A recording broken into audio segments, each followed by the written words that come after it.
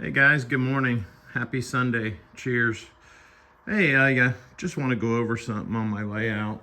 Uh, Obviously, some of you know that I posted a recent couple videos about the MENARDS cars.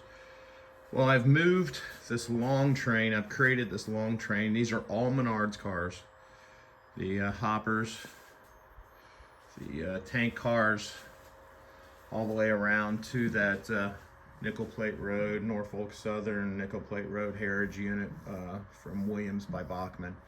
And then, of course, I've got the Central Georgia, same thing. But anyway, what I found out was because my layout is the widest, it's 4. So it's a sheet of plywood, 4x8.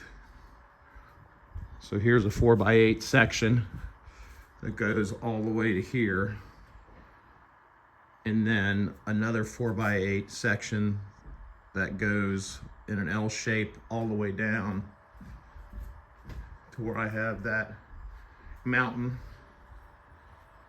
and that's a 4-foot section. So you've got 12 foot and then a 4x8, so it's an L. And then my control area is right here. And then I have some trains on some shelves. And then that's just work stuff for doing train stuff. But anyway, the problem is that it's only 4 foot wide. So the biggest loop that I can get track, and I use conventional track, and most of this is Menards, some of it's Lionel, the steel track, is the widest curve that I can get is a 41. But when you start running long trains, what it does is that when it goes around those curves at speed, it pulls the car in and derails it. So basically, my layout, my curves, I don't have big enough curves to run a real long train with any speed at all. So you have to play with the darn thing, put as many cars on as you can, and then start removing cars to when you start derailing or pulling cars into the center, if you know what I mean. So I got this train down to, let's see, I think it's 15. 1, 2, 3, 4, 5, 6, 7, 8, 9, 10, 11, 12, 13, 14. 14 cars in an engine. But when I'm running the train, when it goes around some of these curves, I have to slow it down a little just to make sure it can navigate the curve. So when I started this a little over a year ago, I really didn't know that it would even get this big. There you go, derailment right there. Let me get this fixed. I'll fix it in a minute. I'm not going to run it in this video anyway, but I am going to run that train in part 2. So the trials and tribulations of having a layout that is only 4 foot wide, you are limited to your circumference of your curves. Now, could I have ran this straight and gave me more? But no, I wouldn't have been able to make a sharp turn to transition into this. I would have had to do something like this to be more of a subtle curve over to here. So again, I don't have the bench work to accommodate wider trains or trains that are longer. So the other thing is that I have these, which I'm probably going to sell.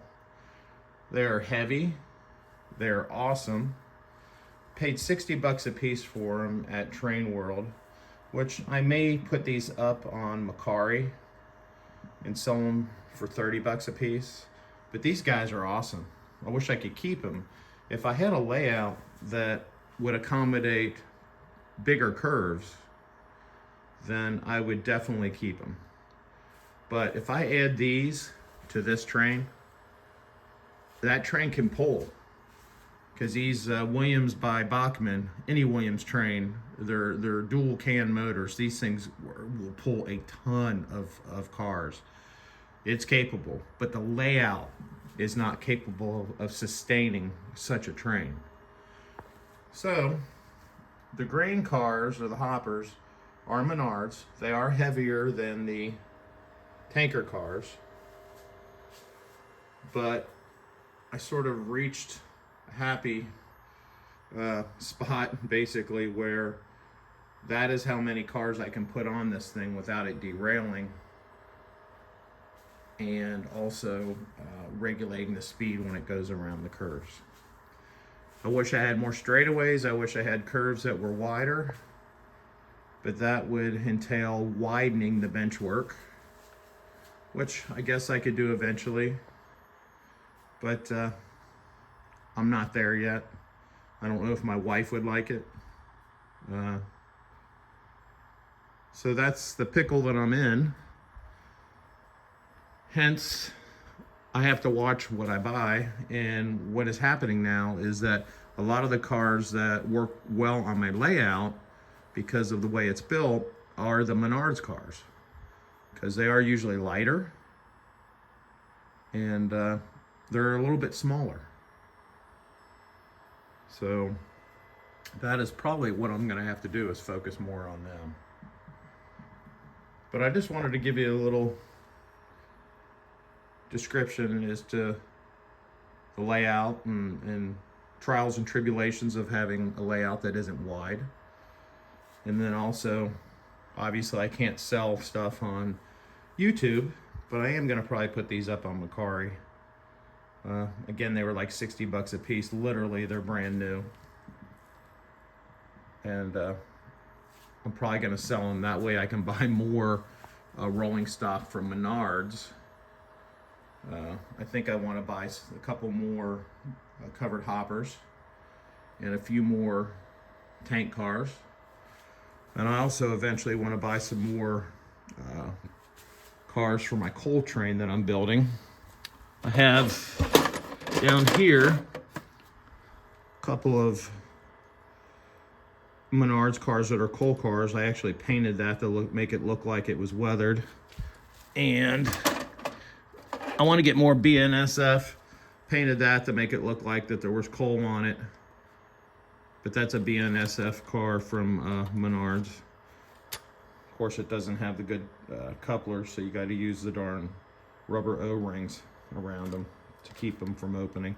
But I want to do a unit train of coal cars, because I do have a BNSF engine, which is a Lion Chief engine. Here are my engines that I have. Dash 8 Lion Chief LIONEL, Dash 8 CSX, Dash 8 Norfolk Southern. Those are all Lion Chief. And this is an older conventional Santa Fe. I got a Penn Central, which I believe is maybe 70s, 1970s. It's conventional. Got a New York Central. And then I've got these two engines, the Central Georgia and the Nickel Plate Road, which are conventional, but those are the Bachmann, or I'm sorry, the Williams by Bachmann. And then I have my, that's all Menards. That's my container train. And then these are cars for my Santa Fe, and they are MTH cars. So I need to get that on there and run that. But so yeah, maybe I'll get that on the inner loop, because I only have 2 loops, and I'll put it on there and run that while I'm running the long train that has the I'm gonna call them grain covered hoppers, and then my my tank cars. I like tank cars, and I like grain hoppers, grain covered hoppers. I also like coal. But I only have, let's see, 3 Menards, and then these are MTH. These are beautiful cars I bought at a local dealer, used, barely used, but they are heavy as well. I think they're, I mean, the couplers are just rugged as heck. I think they're MTH. It says TH on the bottom. So I'm not sure what that means, but the graphics are awesome. But they are heavy cars. So again, if I have a bunch of heavy cars, it causes trouble going around those tight curves. And I do have some Menards auto racks, but I can't put a ton of those in my trains either because, again, it causes trouble going around those curves. And I do have 4 of the Tropicana cars, which I could run with my CSX to do a little Tropicana train. But that's what I got, guys. And I just thought I'd